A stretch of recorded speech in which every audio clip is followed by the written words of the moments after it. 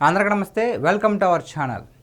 YCP party అంటేనే అందరికీ ఒక ఇమేజ్ ఏముంటుందంటే ఇది ఎక్కువగా అన్యాయాలు చేసిన పార్టీ అని, అరాచకాలు ఎక్కువగా చేసిన పార్టీ అని, అదేవిధంగా స్కామ్లు ఎక్కువ చేసిన పార్టీ అని చెప్పేసి చాలామంది అనుకుంటూ ఉంటారు. కానీ దానికి సాక్ష్యాలు ఏంటి? అసలు వాళ్ళు ఏం చేశారు? అలాగా అన్ని నిందలు అంత చెడ్డ పేరు మోస్తున్నారు కదా, అసలు వాళ్ళు ఏం చేశారు? ప్రజలకి అంతలా అన్యాయం చేశారా? అంతలా అక్రమాలు చేశారా? అసలు ఎందుకు జగన్మోహన్ రెడ్డి గారిని ఎక్కువ శాతం ప్రజలు ఎక్కువగా ద్వేషిస్తారు, నిందలు వేస్తూ ఉంటారు? నిజంగానే ఆ విధంగా ఆయన ప్రవర్తించారా? నిజంగానే అంతటి అక్రమాలు ఆయన చేశారా లేదా అనేది ఈ వీడియోలో తెలుసుకునే ప్రయత్నం చేద్దాం. అసలు జగన్మోహన్ రెడ్డి గారికి అంత బ్యాడ్ నెగిటివ్ ఇమేజ్ రావడానికి కారణం ఏంటనేది ఈ వీడియోలో తెలుసుకునే ప్రయత్నం చేద్దాం.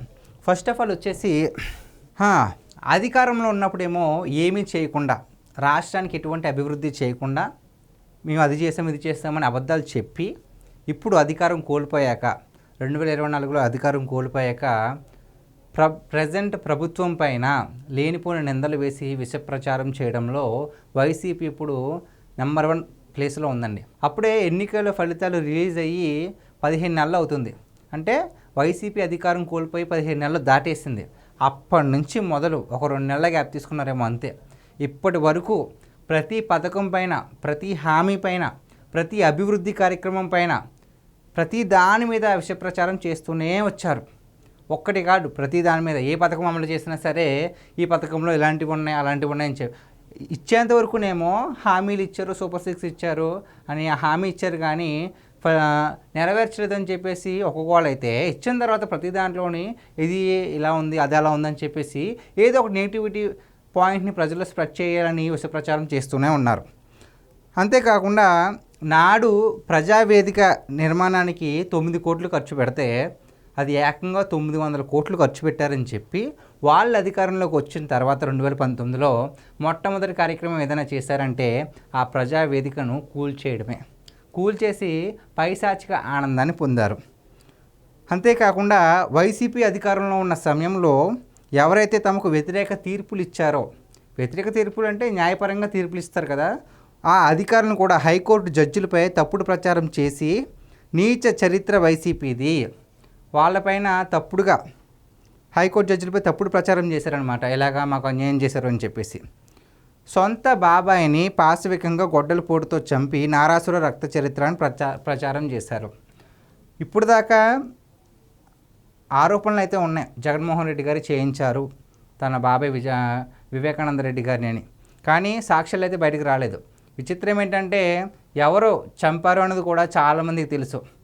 దాంట్లో ఉన్న సాక్షులుగా ఉన్నవాళ్ళు, నిందితులుగా ఉన్నవారు ఒక్కొక్కరిని చచ్చిపోతే రావడం చాలామంది, అంటే చచ్చిపోయారో చంపేయబడుతున్నారు కూడా ఎవరికి తెలియదు. రీసెంట్గానే దీని గురించి పవన్ కళ్యాణ్ గారు కూడా మాట్లాడడం జరిగింది. అలాంటి వ్యక్తి జగన్మోహన్ రెడ్డి గారు. తాను అధికారంలో ఉన్నప్పుడు కూడా తన బాబాయ్ని ఎవరు చంపారు అనేది కనిపెట్టలేకపోయారా, లేదంటే కనిపెడితే మనం దొరికిపోతామా అని చెప్పేసి అసలు ఉత్సాహం, అసలు ఎటువంటి ముందడుగు కూడా వేయలేదన్నమాట.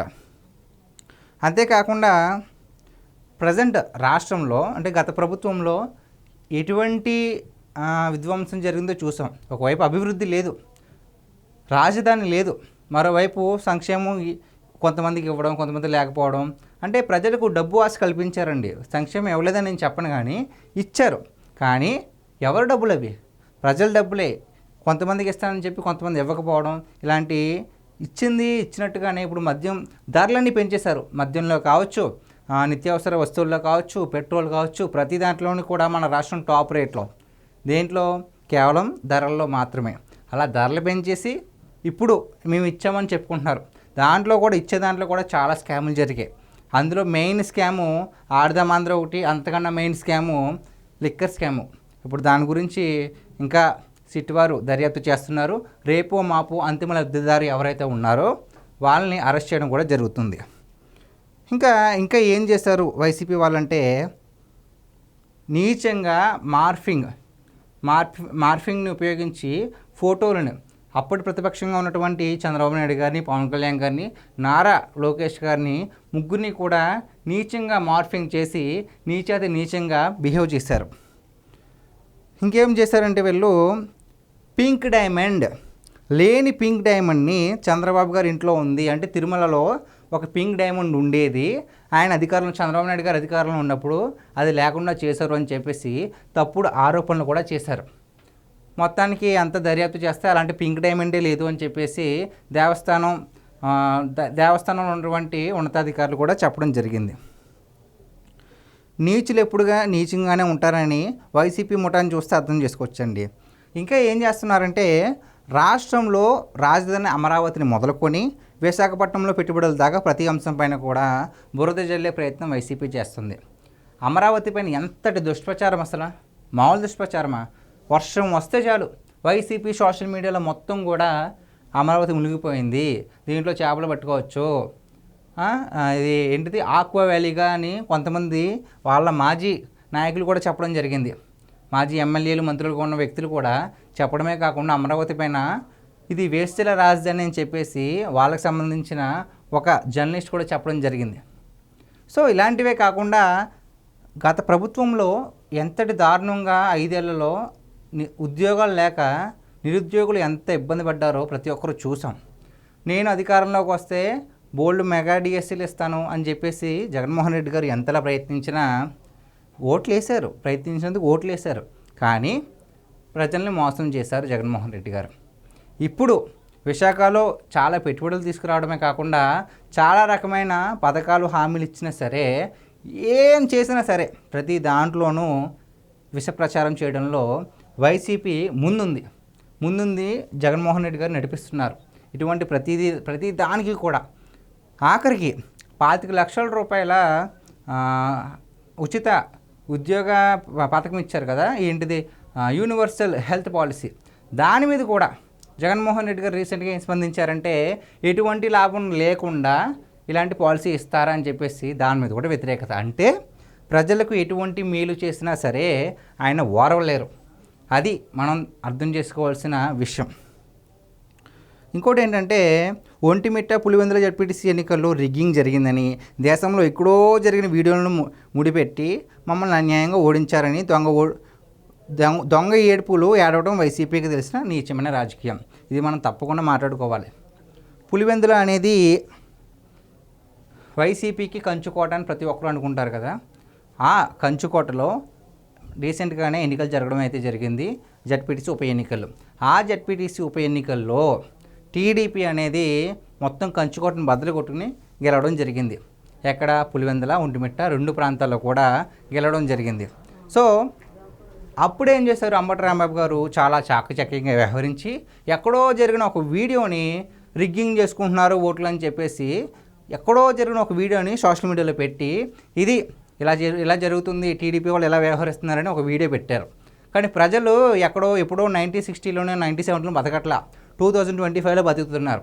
ఆ విషయాన్ని అంబటి రాంబాబు గారు గ్రహించలేకపోయారు. కాబట్టి అదొక ఫేక్ వీడియో, ఇక్కడిది కాదు, వేరే రాష్ట్రంలోనూ వేరే దేశంలోనూ జరిగిన వీడియో అని కనిపెట్టి గట్టిగా బుద్ధి చెప్పారు. అయినా సిగ్గు లేకుండా ప్రతిదానికి విషప్రచారమే.